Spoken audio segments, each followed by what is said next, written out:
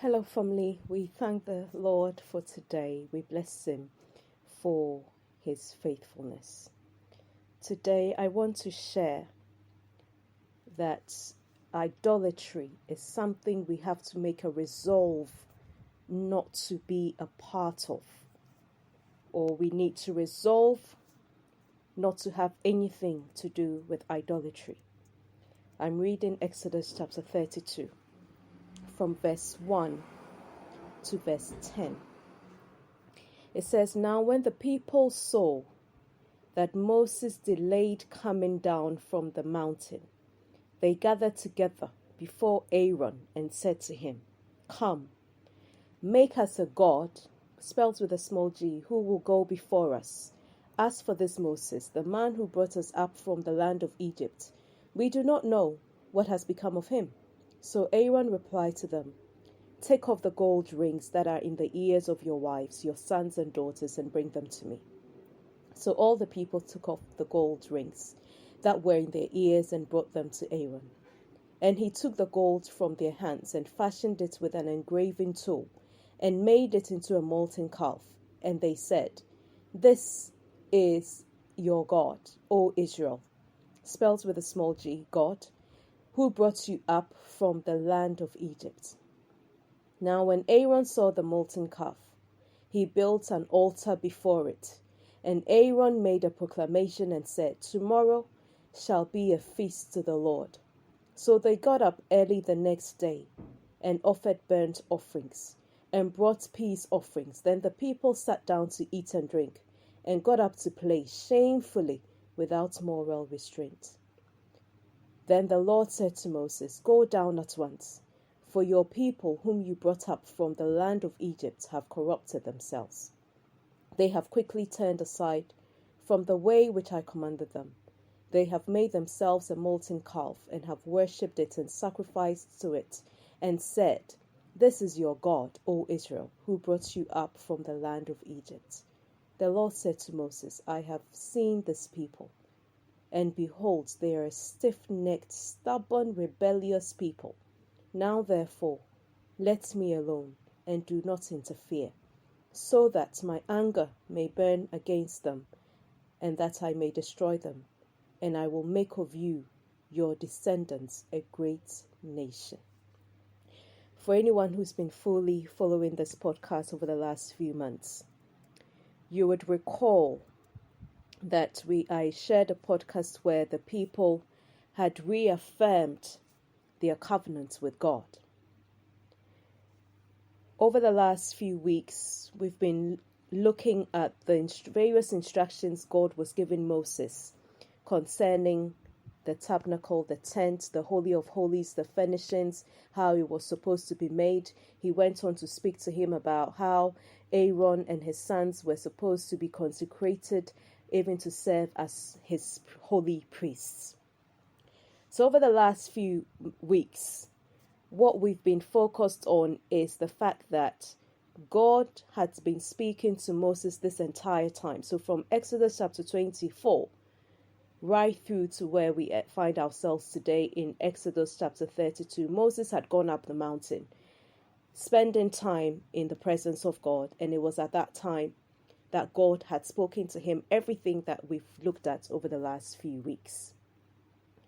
To think, for starters, that even when Moses, before he was going up the mountain, with the glory and the power of God, had come down so mightily, the people of Israel had seen with their eyes, they had heard with their ears, the glorious thunderings and so on that had come about because of God's mighty presence. Aside that, they were observers of what God had done for them as he fought for their freedom in the land of Egypt. They were witnesses to all that God had done by sending the plagues to the people of Egypt.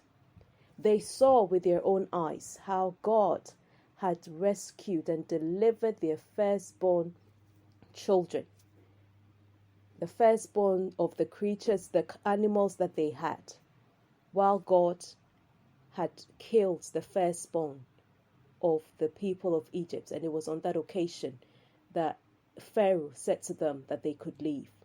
They were witnesses of how God caused them to find favor in the eyes of the Egyptians, that they plundered them by the time they were leaving, because the people of Egypt had given them their ornaments, their silver, their gold, and all these beautiful, expensive ornaments, because God had promised Abraham many years ago that when the people, his descendants, were leaving and were being set free from slavery, which he had said to him they would go into, they would not go empty-handed. They had seen the mighty power of God. They were witnesses to what God did when Pharaoh and his entire army were pursuing them. And God parted the Red Sea right in front of them so that they were able to walk on dry ground, with either side of them being a wall of water. They had seen all of that. And so to think that Moses goes up this mountain because God had called him up, and as he was going, he told them that he was going to meet with God. It's not as if they didn't know. And he's there for 30 plus days and so on, because the Bible tells us that he was there for about 40 days. And while he's there, God is speaking to Moses, telling him all these different instructions.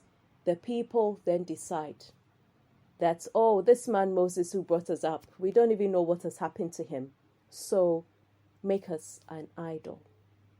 That is bad in itself. But what is even shocking as well is the fact that of all the people of Israel, the person they went to was Moses' right-hand man. He was the one, Aaron, that God had said to Moses when he was speaking to Moses, and said to Moses, go back to Egypt. I'm going to use you to speak to Pharaoh. Aaron is going to be your spokesperson, if you like. So it wasn't as if Aaron was so far removed from all that God was doing. And Aaron was the one who then said to them, go and bring your jewelry and everything. And he's the one who fashions this golden calf. And he builds an altar. And then the people worship and say that this is now their God. Wow, this is very shocking to me, and it so grieved God's heart that God was the one who basically made Moses aware of what was going on, because by this time Moses was not there. He didn't know what was going on, but God was seeing everything that they were doing. God says to Moses, look, while you and I have been having this conversation, I want you to know that these people, this is what they're doing now. You can imagine how Moses would have felt when God told him that this is what the people were doing. Having faithfully led these people, having been a witness to the mighty power of God along with the people of Israel. But as I pondered and I was asking myself, and I'm sure many of you would ask, how can people bring themselves to that place? One thing that came to mind is that they had been in Egypt, and while they were in Egypt, many of them were born in Egypt because the slavery had taken place for 400 years.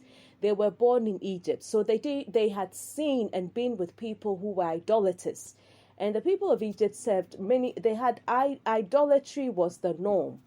So for many of them, they may have known that their forefathers had a relationship or a covenant relationship with Jehovah God. But many of them had been around idolatry. Many of them maybe had even practiced idolatry in one way or the other. So while God had moved them from Egypt, instead of availing themselves to get to know God for themselves, maybe like Moses had dedicated himself to get so close to God, many of them, for them, it was just they were going through the motions. They were just doing life as usual. And their focus and their hearts and their minds was not so much on God, which is why in that moment, a season, it wasn't as if anything was even happening to them while they were waiting, because they were so accustomed to the idolatry that they had seen and observed in Egypt. In a season, they forgot Jehovah God, and they decided that they needed an idol, a God that they had made with their own hands. So what God laid on my heart is a phrase that many of you may have heard. though they left Egypt physically, Egypt was ingrained in their hearts, in their mind, in everything, which is why they could so easily be drawn to idolatry. And it is the same for many of us. There are people who go to church, and sometimes they go through all the motions because for them it is a religion. It is a way to get from God all the different things that they want so that they can live a comfortable life. They seek the hand of God, but not the face of God. They want the counsel of God so long as it fits in with their own agenda.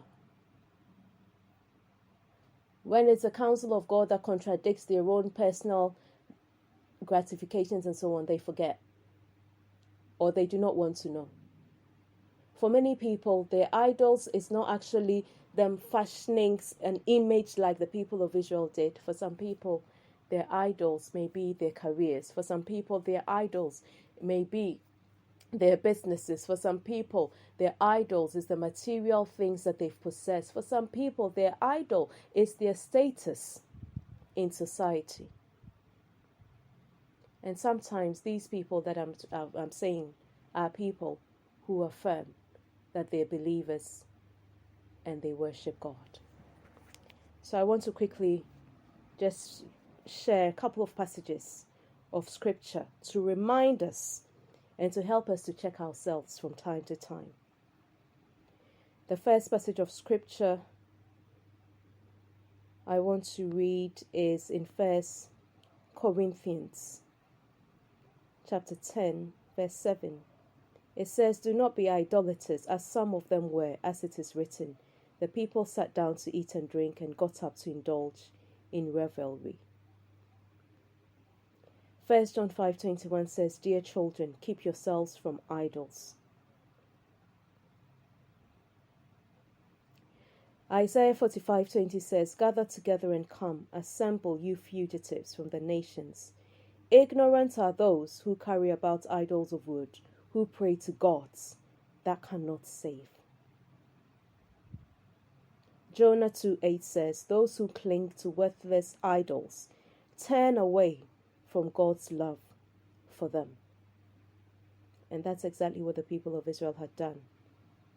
They turned away from God's mighty love for them. Psalm 16:4 says, "Those who run after other gods will suffer more and more. I will not pour out libations of blood to such gods, or take up their names on my lips." Psalms 135:15-18 says, "The idols of the nations are silver and gold, made by human hands. They have mouths but cannot speak, eyes but cannot see. They have ears but cannot hear, nor is there breath in their mouths. Those who make them will be like them, and so will all who trust in them." So we're supposed to be those who have made a personal commitment that we will serve Jehovah God and no other God. We need to resolve within ourselves, firstly, that there is no God. And in fact, again, my husband was saying a few days ago, we were singing a song that is quite common in the African sort of Christian setting, certainly from where we come from in Ghana. And in there it talks about how there is no, we will not serve, he's God over other gods. And he said to me, actually, when you think about it, it's even blasphemy, really, because there is only one God. Any creature, anything anybody else has given a title God, which they spell with a capital G, it is so wrong to even compare God to these idols, and to even say that he is God above all the gods, because they are not gods at all. There is only one God. And it is that resolve that we need to first come to, understanding we need to come to. And we need to come to that resolve where we say that we will serve no foreign God, nor any other treasure. And there's a song where that sentence is in, and is one of my favorite songs, because every time I sing it, I'm affirming and saying to God, I will serve no foreign God, nor any other treasure. He alone is my God. He alone is the one that I attribute all power and might to.